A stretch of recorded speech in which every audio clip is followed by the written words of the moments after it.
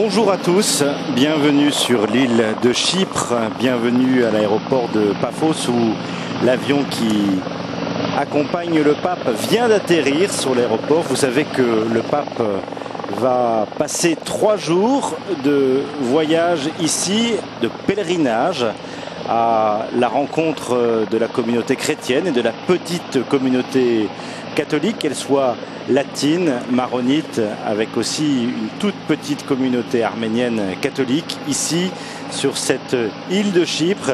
Et pendant toutes ces journées, nous allons faire mémoire aussi des événements relatés par le livre des Actes des Apôtres. Nous le ferons notamment tout à l'heure, alors que le pape va maintenant sortir de cet avion d'Alitalia qui vient de l'accompagner, suivi du cardinal secrétaire d'État. Et vous voyez qu'il y a du vent aujourd'hui sur cette île de Chypre. Le Saint-Père va être accueilli par le président de la République. Et vous le savez que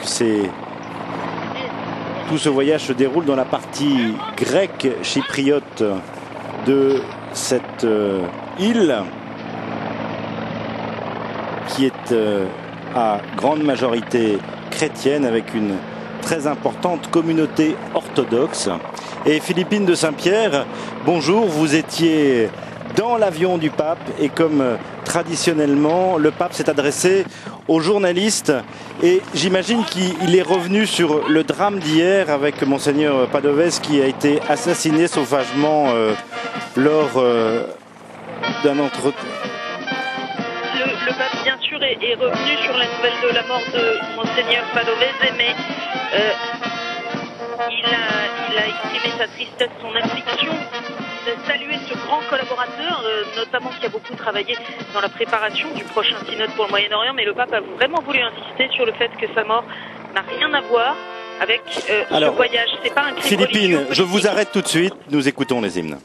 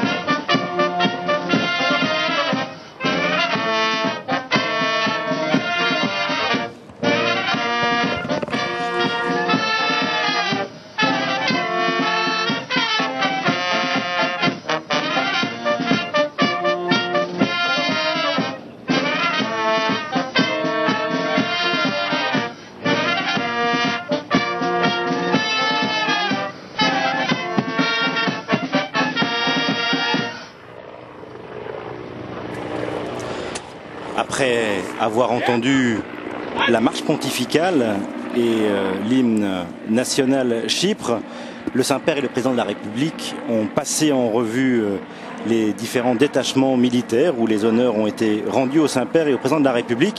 Et Philippine de Saint-Pierre, vous nous disiez que dans cet avion, le pape était revenu sur le drame qui s'est passé hier en Turquie avec l'assassinat de Monseigneur Padovez. Oui, précisément avec cette invitation forte de Benoît XVI à ne pas l'associer, ce crime, aux Turcs et à la Turquie en général, afin que cette affaire qui n'a rien à voir avec ce voyage, qui est un acte personnel, ne vienne pas obstruer le dialogue avec les musulmans. Deuxième, j'imagine, sujet abordé par le Saint-Père dans l'avion, c'est la situation au Moyen-Orient en ce moment. Qu'a-t-il dit aux journalistes ? Alors il a été interrogé bien sûr puisqu'il arrive dans cette région quelques jours après l'arraisonnement de la flottille de Gaza et le pape a invité à ne pas perdre patience. On peut parfois être découragé de ne plus avoir envie de chercher la paix, a dit Benoît XVI. Mais il a invité à imiter la patience de Dieu, même avec la succession des actes de violence que nous observons dans le contexte actuel. Toujours être prêt à recommencer, à aller de l'avant, croire que la paix est possible, on peut y parvenir. Alors traditionnellement, le Saint-Père de ce dialogue avec les journalistes donne aussi les enjeux tels qu'il les voit de ce voyage. Il y a ce dialogue avec l'Église orthodoxe, j'imagine. Simplement pour préciser rapidement, Thomas, puisque nous sommes dans la salle et que le pape est en train de s'installer, très rapidement pour préciser qu'il ne vient pas d'œuvre politique, il ne vient pas délivrer un message politique, il vient d'abord en témoin de la paix pour aider les âmes à s'ouvrir à cette paix qui est d'abord une question de position intérieure, nous a-t-il dit. Voilà, comme d'ailleurs il est en train de saluer le patriarche Chrysostomos, le patriarche chypriote de l'Église orthodoxe.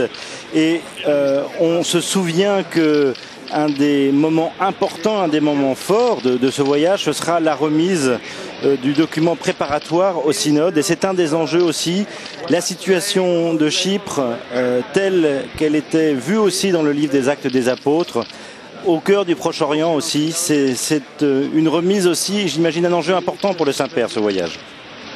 Oui, bien sûr, il a été interrogé sur le sens qu'il veut donner à ce synode pour le Moyen-Orient qu'il a convoqué, puisque c'est une première dans l'histoire, il n'y en a pas eu de ce type jusqu'ici. Et c'est Benoît XVI qui a décidé de convoquer ce synode spécial des évêques pour le Moyen-Orient en octobre prochain à Rome. Alors, interrogé sur les objectifs, sur ce qu'il attend de ce rassemblement, eh bien, le Saint-Père a souligné 3 points.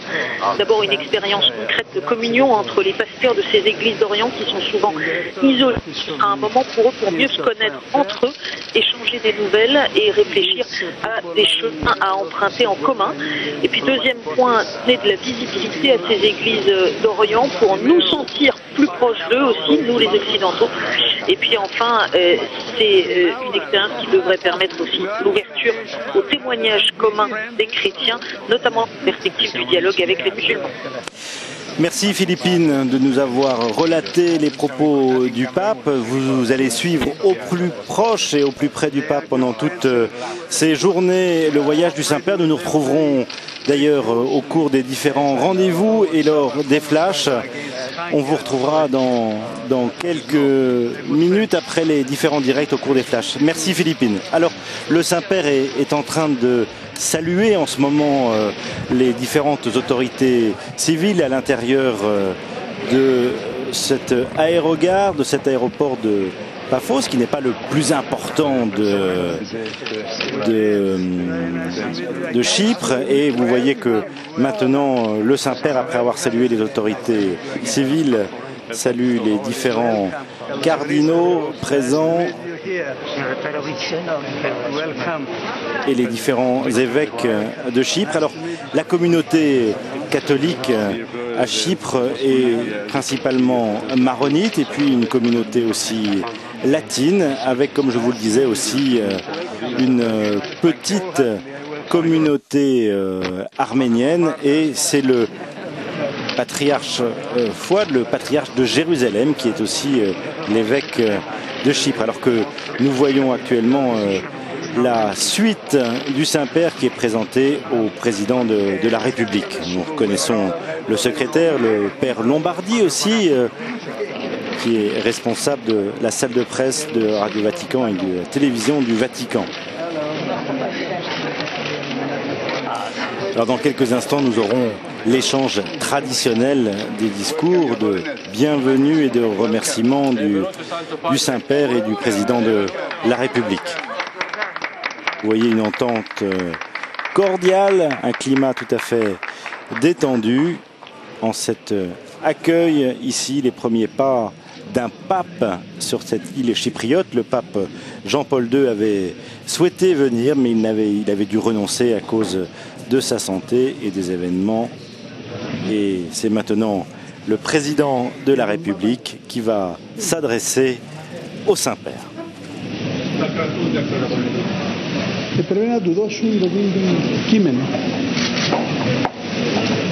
Give the text to His Holiness, please. The text.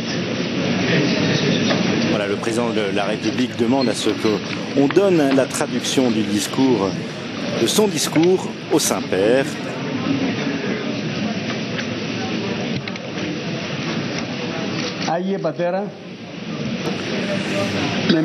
Sainteté, au nom du gouvernement, du peuple chypriote et de moi-même, c'est avec un grand plaisir que je vous souhaite la bienvenue en la République de Chypre.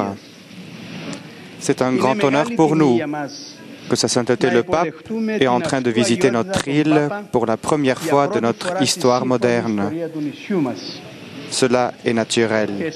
Pour vous, en tant que grand érudit des pères de l'Église et de la théologie, de manifester votre sensibilité en visitant Paphos sur les pas de l'apôtre Paul, qui, durant sa première tournée apostolique, à sa première halte en Europe, accompagné par l'apôtre Barnabé, a amené le christianisme en Chypre.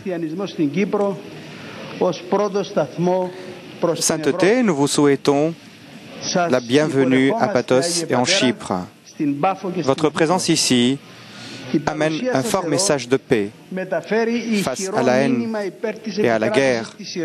Nous partageons avec vous la même vision pour la paix et la justice sociale, notre lutte contre la pauvreté, l'exclusion, l'injustice et la famine, qui sont malheureusement encore des fléaux pour notre planète, est une lutte commune. Chypre a besoin de vous. Elle a besoin de vos paroles de paix, étant donné la difficile situation que l'île est en train d'affronter dans sa région occupée. Permettez-moi de vous dire que Chypre a besoin de vos prières et de votre contribution pour regagner vite son unité et sa liberté. Nous sommes aussi pleins de gratitude pour ces jours de votre présence parmi nous. Votre présence dans notre pays constitue sans aucun doute une occasion historique. Chypre est une terre apostolique avec des racines chrétiennes qui remontent à 2 millénaires. Malheureusement, une grande partie de l'héritage culturel de Chypre, incluant la tombe et le monastère de Saint-Barnabé, et aussi plus de 500 autres monuments religieux sont toujours sous l'occupation par l'armée turque. Est alarmant le fait que pour plus de 35 ans, notre héritage religieux et culturel dans les régions occupées ont été détruits systématiquement, constituant une énorme perte pour toute l'humanité. Notre effort est d'achever une juste solution pour le problème turc, pour le problème chypriote, à travers des négociations qui nous mèneront à la fin de l'occupation et à la restauration des droits et des libertés fondamentales de tout le peuple chypriote. Dans cette lutte, les valeurs spirituelles de notre peuple nous protègent de la détérioration et des dommages amenés par le temps.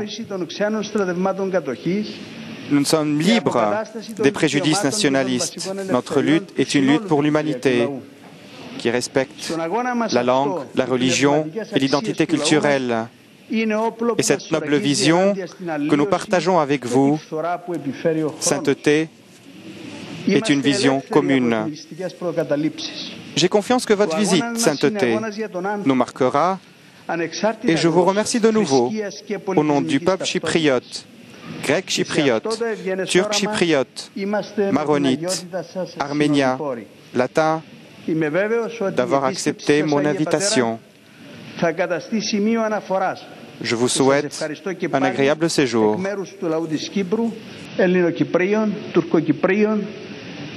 Μαρονιτών, Αρμενίων και Λατίνων που αποδεχτήκατε την πρόσκληση μου. Σας εύχομαι κάθε καλό, καλή διαμονή στον τόπο μας.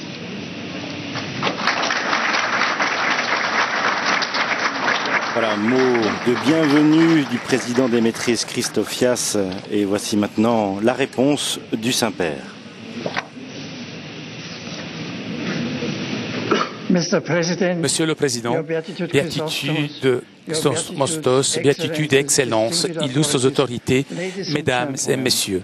Je vous salue. La paix soit avec vous. C'est un grand plaisir d'être avec vous aujourd'hui. Monsieur le Président, je suis reconnaissant pour votre aimable invitation à visiter la République de Chypre. Je vous exprime mes salutations cordiales à vous, au gouvernement, aux hommes et aux femmes de cette nation, et je vous remercie pour vos chaleureuses paroles de bienvenue. Je me rappelle aussi avec gratitude votre récente visite au Vatican et j'attends avec plaisir notre rencontre de demain à Nicosie. Chypre est au carrefour de culture et de religion, d'histoires anciennes et épiques, qui conserve encore un impact important et visible dans la vie de votre pays. Entrée récemment dans l'Union européenne, la République de Chypre a commencé à percevoir les avantages de posséder des liens économiques et politiques plus étroits avec les autres pays européens. Cette adhésion a déjà permis à votre pays d'accéder à des marchés, à de la technologie et à savoir-faire. Il est vraiment souhaitable que cette appartenance contribue à la prospérité chez vous et que les autres pays européens puissent à leur tour s'enrichir de votre héritage spirituel et culturel qui reflète votre rôle historique favorisé par votre position entre l'Europe, l'Asie et l'Afrique. Puisse l'amour pour votre patrie et pour vos familles et le désir de vivre en harmonie avec vos voisins sous la protection bienveillante de Dieu Tout-Puissant vous inspirer dans vos efforts patients pour résoudre les problèmes restés en suspens que vous partagez avec la communauté internationale concernant l'avenir de votre île. En mettant mes pas dans ceux de nos pères communs dans la foi, les Saint Paul et Barnabé, je viens parmi vous comme un pèlerin et comme le serviteur des serviteurs de Dieu. Depuis que les apôtres ont porté le message chrétien sur ses côtes, Chypre a été bénie par un grand héritage chrétien qui a résisté au temps. Je salue comme un frère dans la foi sa béatitude Chrysostomos II, archevêque de Nouvelle-Justinienne et de tout Chypre. J'attends avec joie de rencontrer bientôt beaucoup de chrétiens de l'Église orthodoxe de Chypre.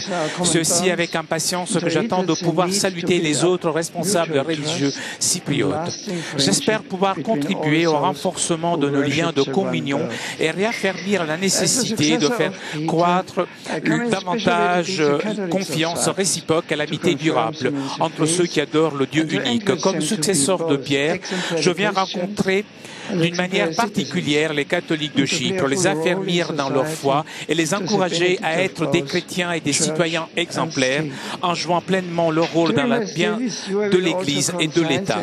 Durant mon séjour parmi vous, je remettrai l'instrument Laboris, un document de travail pour préparer l'Assemblée spéciale de synode des évêques pour le Moyen-Orient qui se réunira prochainement à Rome. Cette assemblée examinera plusieurs aspects de la présence de l'Église dans cette région et les défis que les catholiques affrontent, parfois dans des circonstances éprouvantes, en exprimant visiblement leur communion au sein de l'Église catholique et en donnant leur témoignage dans le service de la société et du monde. Our solidarity with all the Christians of the region Chypre est donc un lieu approprié pour lancer la réflexion de l'Église sous la pluricentenaire communauté catholique au Moyen-Orient pour exprimer notre solidarité avec tous les chrétiens de la région. Monsieur le Président, chers amis, par ces réflexions, je confie mon pèlerinage à Marie, Mère de Dieu, et à l'intercession des saints Paul et Barnabé. Que Dieu bénisse le peuple chypriote, que la Sainte Vierge vous protège toujours.